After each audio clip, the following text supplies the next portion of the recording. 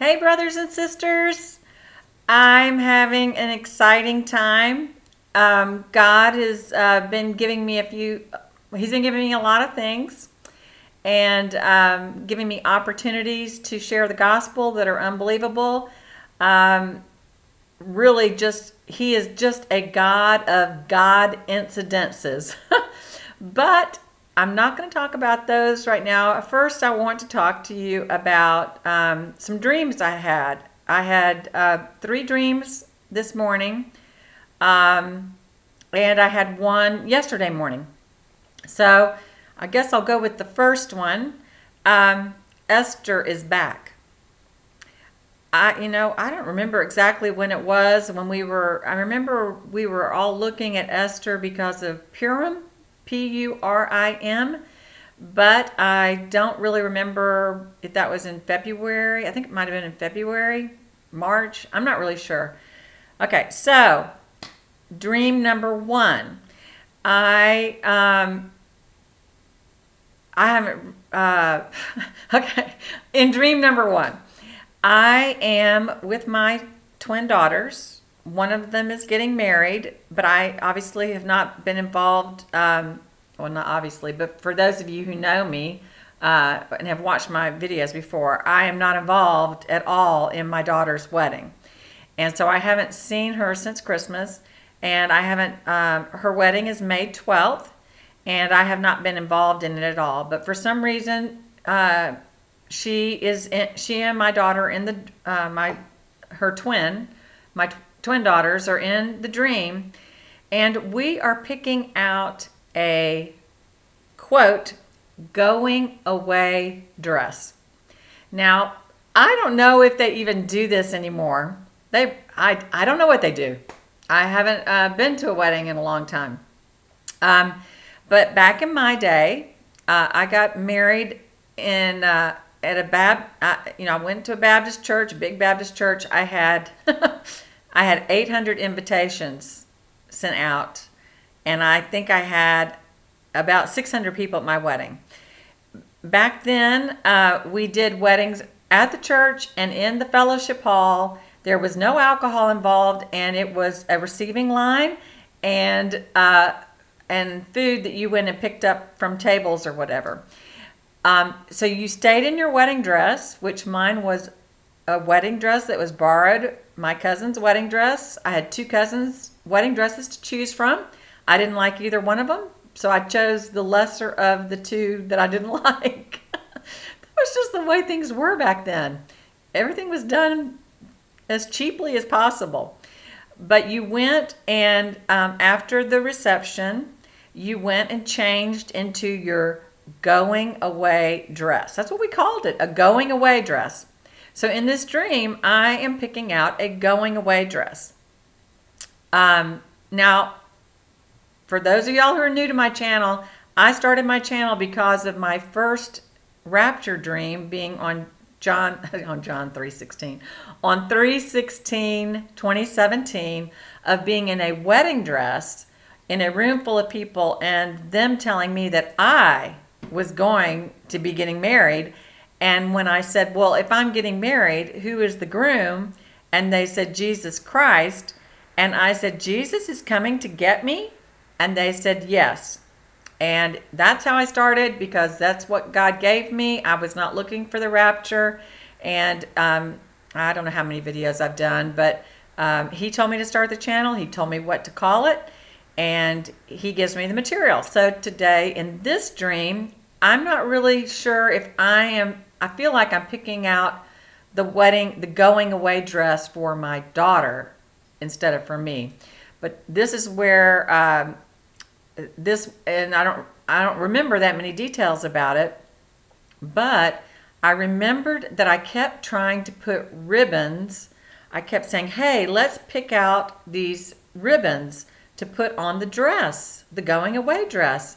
And they were like, oh no, we're not interested or whatever. I'm like, no, we have to get the purple ribbons.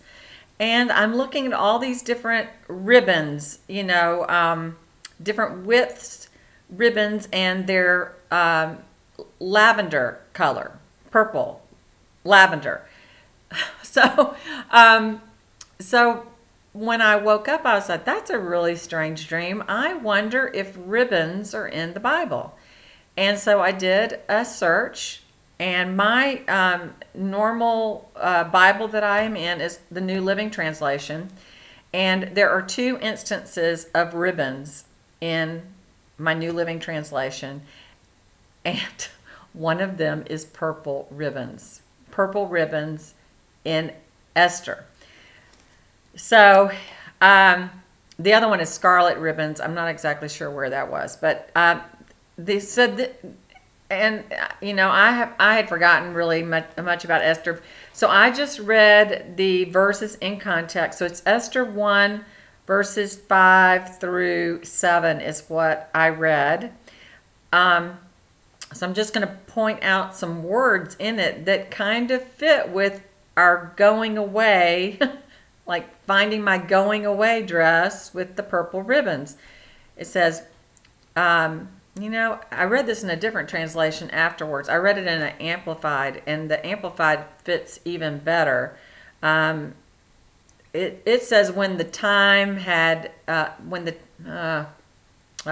since I'm recording and I don't have a way of stopping, I'll just say that read it in the Amplified, but it says that when it was all over, like the time was at hand, they'd had this 180-day celebration.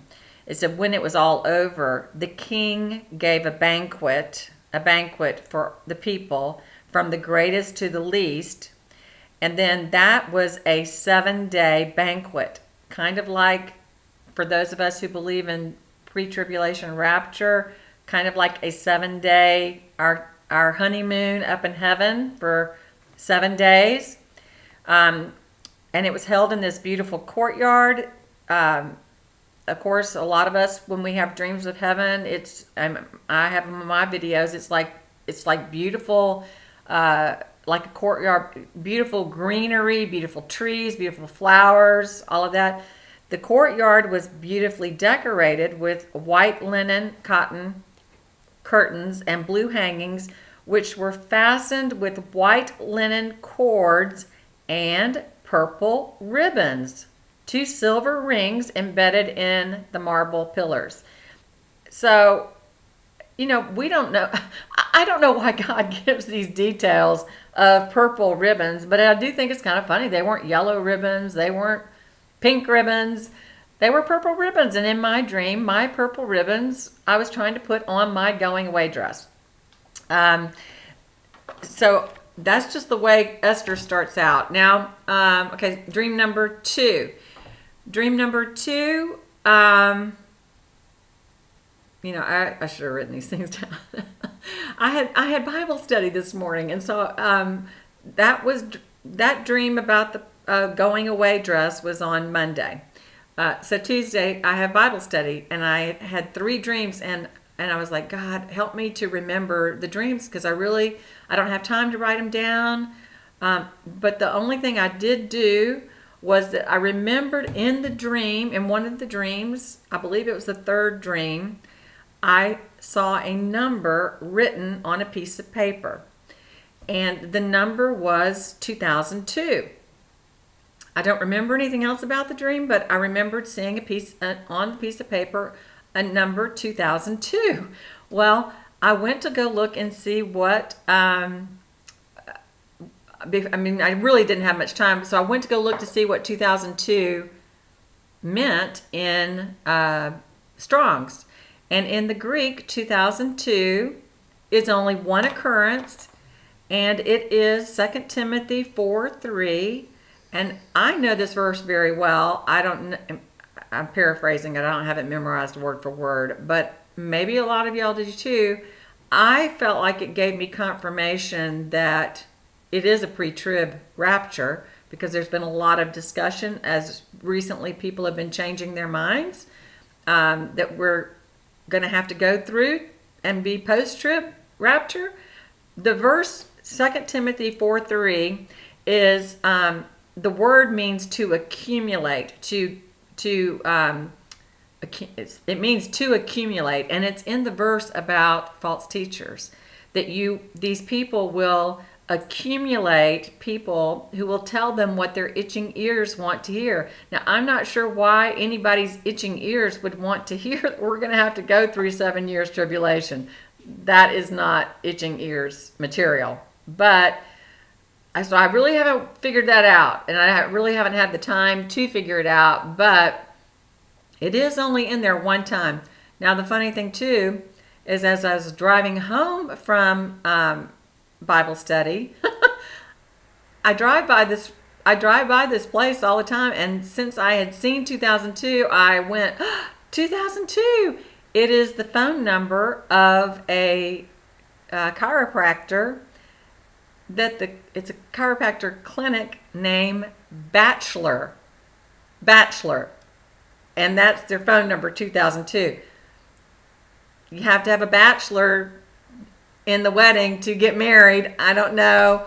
I also thought, oh my goodness, 2002 was when my husband, I guess it was 20 years at that time, my husband started his affair in 2002. And I served on the grand jury. I had grand jury duty for 11 weeks that summer. I remember very well, I started on July 5th. So, so that, you know, I mean, I don't know. I'm still working on the 2002. That's the only thing I remember from the dream. So pray for me that I will get more about the 2002. But it does mean to accumulate false teachers around you, basically. Okay. So I'm sort of working my way backwards. So then my second dream was, I believe I was in heaven again. In this dream, I am showing someone, I don't know who it was. I feel like I'm in a huge park, like an amusement park, like a Disney World, but it's a park. It's a very big park with different things to go see. I don't remember seeing people. I felt like I'm with someone and I'm either showing or they're showing me, but I saw two things that were not like anything you would see here on earth, like you would see in heaven. The second thing that I saw was this big flower, like this big, I don't know, maybe 8 or 10 inches across.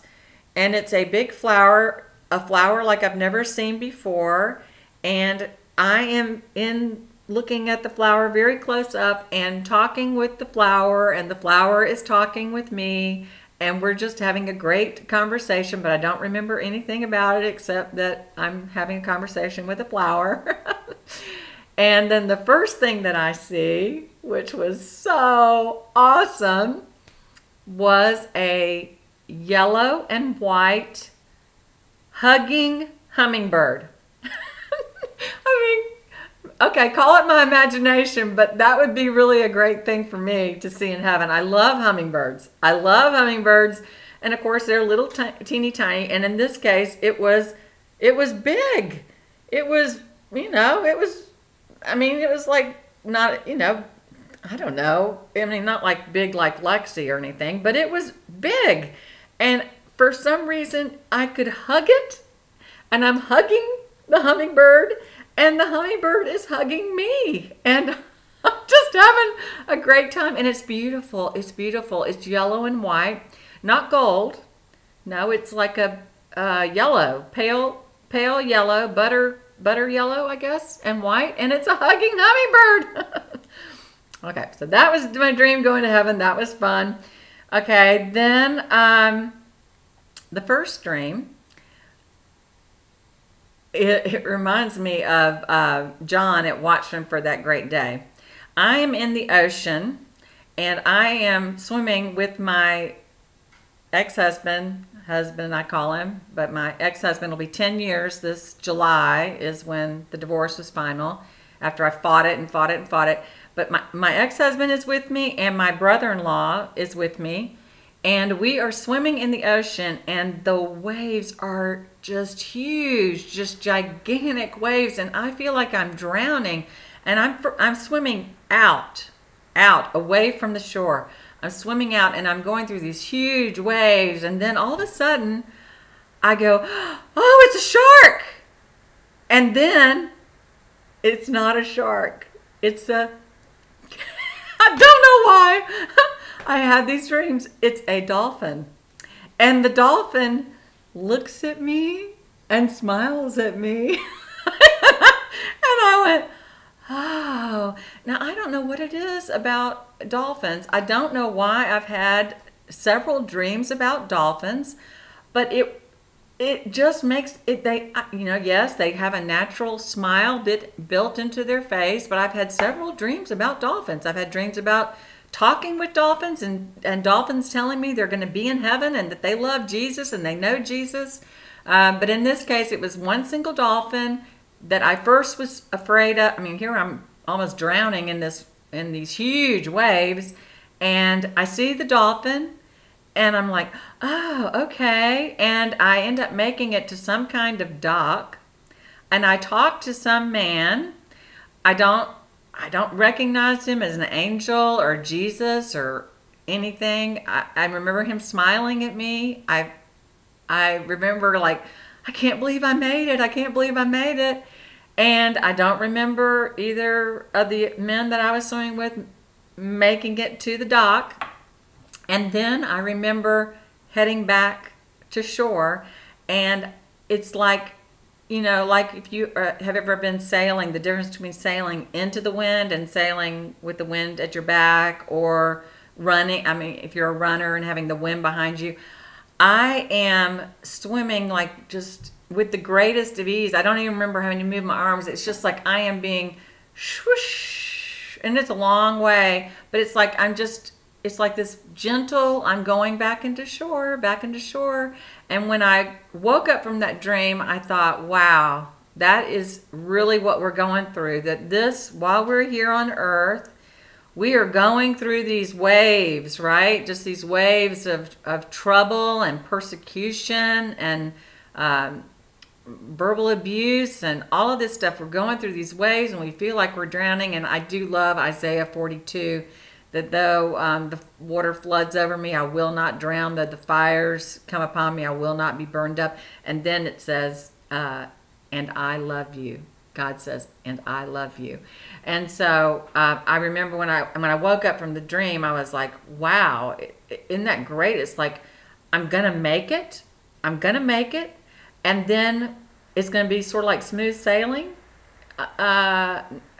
Whether that's actually in heaven, I don't know. It was not a flying dream. I don't know. But it is kind of funny because John at Watchman for That Great Day recently has been talking about riding the wave and being a surfer and looking for that perfect wave. So I don't know if it was like a I'm going to get to heaven dream, or that, no matter what, I'm going to make it through these trials and tribulations and all that. There's a huge difference between our trials and tribulations and troubles that we have versus the great tribulation that's in Revelation. So all of the dreams were just made me feel good, encouraged me. I'm trying to think of, okay, so let's see. A couple of other things. I mean, I have other dates that I am still looking for. I know, I do believe it's really amazing that Todd, It Is Finished, came across this tombstone of Jill Austin. And of course, my son is named Austin, and my daughters, God sent both of them to live in Austin, Texas. And I did not know about Jill Austin. I think I may have seen her one time before, but that is so weird that she died, or excuse me, was born on April 27th, 1948. Well, the strange thing to me was, when I started thinking about that, was that on April 20th, we were all thinking, that's Hitler's birthday. There were a lot of, we were expecting a lot of really bad things to happen, possibly. But April 20th was 7 months to the day from when God said no wine until the rapture. And that's another thing that John at Watchman for that great day, I don't know if he realizes it, but in several, like the last 3 or 4 videos, he's talked about when the watchmen get together and have watchmen and watchwomen get together, and that we're going to have wine with Jesus up in heaven. And the Esther thing, it does talk about drinking wine at this banquet. So on April 20th, that was 7 months to the day of when God said no wine until the rapture. So then April 27th would be 7 months, 7 days. I graduated from high school in 77. I have shirts with 77. I don't know, 7 months, 7 days. And I went to go look at, in Bible Numbers for Life, I use that website a lot. And it's not always right, but the strange thing is, 77 means false prophet. Now, I believe that the Pope is the false prophet, okay? And I am looking at I think it's very odd that on May 18th, 4 days after Israel's Gregorian May 14th birthday, is the movie coming out, Pope, a man of his word. I find it so offensive that the Pope should be a man of God's word, right? Every Christian should be a man or woman of God's word. We should eat God's word. It is our food. It's our sustenance. We should have it written on our heart. We should be speaking God's word instead of our own. I just find the movie so disturbing, but it comes out on May 18th. So, plus, my best friend Fairy, who is Iranian, her, well, how far? I'm going to stop it before I get into all that. But anyway, May 12th is my daughter's wedding day. It's Lexi's 12th birthday. Maybe I'm going to have a birthday party for Lexi since I'm not going to my daughter's wedding. And it's also, for some reason, the day that President Trump is supposed to make a decision about the Iran deal. So, I mean, there's just a lot of different things. Plus, if we go into the second Passover, if we go to Pentecost, I think it's really strange that the 100th anniversary of the Great American Solar Eclipse that happened in 1918, the 100th anniversary is on June 8th.